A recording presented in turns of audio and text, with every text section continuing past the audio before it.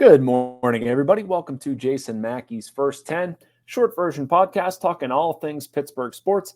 Today is Monday, September 16th, and we're coming off a Steelers victory, 13-6 in Denver. I'm talking to you from my Denver hotel room. I'll be flying back to Pittsburgh late Monday morning, but a lot to talk about from this one as the Steelers improved to 2-0 on the road for the first time since 1999. They're the only team in the NFL actually to start with 2 road victories. I flew here today from the Backyard Brawl on Saturday, second half of this podcast. For the last little bit, I want to get into some Backyard Brawl talk. It's going to be a lot of Steelers as we react to what we saw on the field at, Empower Field at Mile High. Funky stadium name. My A1 column was all about the mistakes in this being a very difficult football game to watch. And I think that has a couple different layers. The number one, the most obvious, the Steelers can't continue to play like this. They know that. Talked to Deshaun Elliott about it. He was a very interesting conversation about it, saying that's just not championship football. That's not what we aspire to be. It's an obvious statement, right? But the Steelers have had some problems with penalties early on. They've had some problems. That's 19 for 138 yards, I believe, in 2 games, by the way. And on Sunday, 19 for 202 when you add the teams together. It was a not very watchable football game. But from a Steelers perspective, they need to play cleaner. They need to fix things this week. They're lucky that their defense has bailed them out so far. I'm going to be writing about that today, actually, because the offense really, the Chris Boswell field goals in the open are great. Kicked 6. I think there's been some good things about Justin Fields. The second half against Denver, though, that's not good enough. And even early on that third drive, Dan Moore comes in, 3 penalties, I think I don't know what the immediate span was, but it was a 12-play drive, 3 penalties in 6 plays, something like that. Yeah, span of 6 plays, 3 times for 25 yards. Just brutal, absolutely brutal. That's a separate discussion. What do you do with Dan Moore? What do you do with Broderick Jones? Dan Moore has stayed in there. He should stay in there. At this point, Troy Fautanu acquitted himself quite well. Broderick Jones is a bit of a mess. And I understand you can maybe fault the Steelers playing him at right tackle while you're trying to figure out Fautanu. But one of the things I would ask, too, people want to blame the Steelers for this. What do you want them to do? Like, Dan Moore has been resistant to playing the right side. Dan Moore wants to play the left side, says he can only play the left side. So if you want to try to get Broderick Jones in the lineup, which given the way the last year unfolded, you do want to get him in the lineup. He's one of your best 2 tackles if Tanu's hurt. So the place to get him in the lineup is right tackle. I understand that hasn't really worked out to everybody's benefit, and they need to sort of adjust and fix it now and get him right. And he's probably going to not be able to get right playing an NFL game. So you go with Dan Moore Jr., go with Fautanu on the right side, and you fix Broderick Jones. But in any case, I just didn't totally understand that about blaming Broderick Jones and the development and how the Steelers have handled that. I mean, they've kind of had their hands tied behind their back. But anyway, didn't want to make this whole podcast about Broderick Jones. Really want to make it about the dichotomy that is the Steelers right now. They're 2-0. Their defense has been outstanding. I'm going to get to a few of those numbers in a bit. Their offense, not so much. Now we go into next week. I fully expect Justin Fields to start. One of the reasons I expect Justin Fields to start is because I was watching Russell Wilson before the game. I watched Russell Wilson last week at practice. This does not look like a guy that's anywhere near being ready for NFL competition.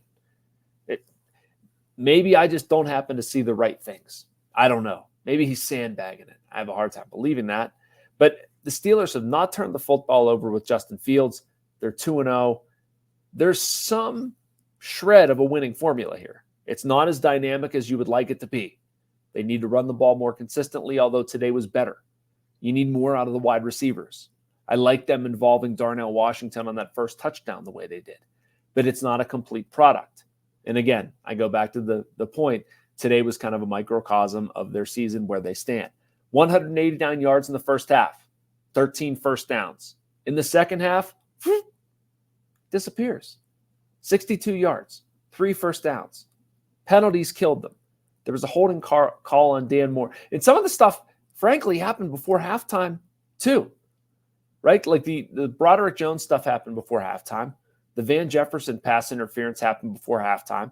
The Steelers are making too many mistakes right now for what they are. Now, I understand it's week 2. I understand. I just finished watching the Texans and the Bears, and there were about 5 billion flags thrown in that game too. It's not just the Steelers. It happens everywhere. Mike Tomlin was asked about this after the game, said, I'm not looking for comfort, just looking to fix the problem, which I thought was the exact right answer.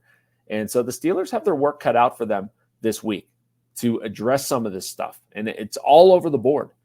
It was holding, lining up offside. They run the pass interference. It's everything. Now, on the flip side, talked a little bit about the offense, wanted to get to the defense. The defense has been darn good. This is the subject of my follow column, but the Steelers are allowing 260.5 yards per game. That's fourth best in the NFL right now. Just 76.5 rushing yards per game. That's tied for fourth best. The Chargers, with 13, are the only team to give up fewer points. Steelers have given up 16. They're +5 in the turnover margin. That's number one. Their 5 turnovers are also number one. They have 4 picks. Only the Packers have more. And they're allowing a passer rating of 56.8, best in the NFL. Again, for a secondary that required a lot of work this offseason, Deshaun Elliott, Dante Jackson are 2 big pieces there. Maybe there's some questions about what Cam Hayward is at this point. The Steelers have really answered those. Peyton Wilson has played quite a bit with the middle linebackers. They've gotten a really nice push from the outside. I mean, yeah, I think you'd probably expect that with Watt and Highsmith. Any which way you want to slice it, Steelers defense has been very good, and it's sort of carried them so far as the offense figures things out. All right, have some Pitt stuff I want to get to on the other side of this break, but first a message from the Bradenton Area Convention and Visitors Bureau. Embrace the laid-back charm of island life while sinking your toes in the sand and discovering real, authentic Florida in the Bradenton area. Unspoiled beauty and pristine beaches, a vibrant waterfront downtown energized by local arts and culture, fresh Floridian cuisine with a flourish of rich history, and friendly locals ready to welcome you to this preserved paradise on Florida's Gulf Coast. Plan your visit today at BradentonGulfIslands.com. And welcome back to First 10. We are here every day, about 10 a.m., about 10 minutes, something like that, talking all things Pittsburgh sports. So the Backyard Brawl, a 38-34 Pitt victory. Pitt is 3-0 for the second time under Pat Narduzzi, and they have a very good chance, as long as they can handle Youngstown State, of finishing their non-conference slate undefeated for the first time in program history. They'd be 4-0 for the first time since 2000. What an atmosphere in that one. I was at Acrisure Stadium. Again, I flew out here to Denver this morning. Really cool game. Just couldn't believe it, frankly. And this is true, sort of peeling back the curtain a little bit. WVU goes up 34-24 with 4:55 left. And I figure, okay, I'm writing a column on this. I'm going to be a little tight on deadline, and I'm going to send my topic, and this is what I'm getting into. Well, as soon as I did that, things went haywire. That topic was obviously irrelevant, but can you blame me? To that point, the Panthers, they go down 10, and they had amassed only 4 yards of offense in the second half. All of a sudden, Eli Holstein turns into Joe Namath. 2 weeks in a row with this stuff, by the way, and I'm really liking what I'm seeing from Eli Holstein. You know what's most impressive to me? And this is like a young pitcher in baseball. His ability to get better inside of a game. He's a young guy. He's a redshirt freshman, but he's able to recognize what he's not doing well and make the adjustment in a game. Doesn't take him weeks, doesn't take him half the season, gets it going. He was not great early, figured it out. Finished 21 of 30, 301, and 3 touchdowns. Also ran for 88 yards, though. Some of that got scraped off by sacks. It got to the point, second and 30. And the Panthers were able to convert, throws it up to Dejon Reynolds, who had not been targeted at all. Day Reynolds pulls it down. Very, very impressive. The second straight heartbreaking loss for WVU. They're not going to want to come back to Pittsburgh, are they? In 2022, you had the MJ Devonshire 56-yard pick six. I think this was a lot worse.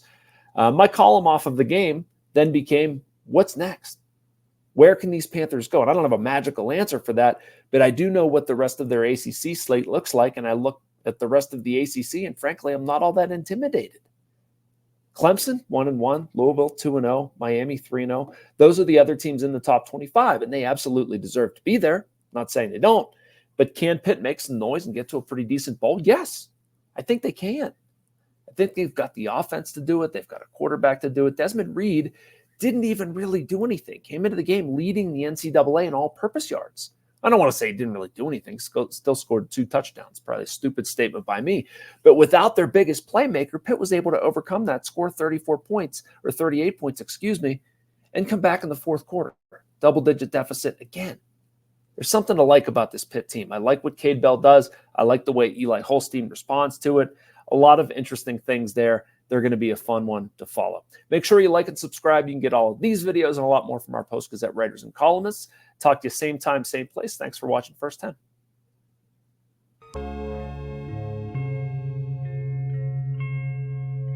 Thank you for checking out this content from Post-Gazette Sports. If you watch this video on YouTube, please like the video and subscribe to our channel. For all of the sports coverage the Post-Gazette has to offer, visit post-gazette.com.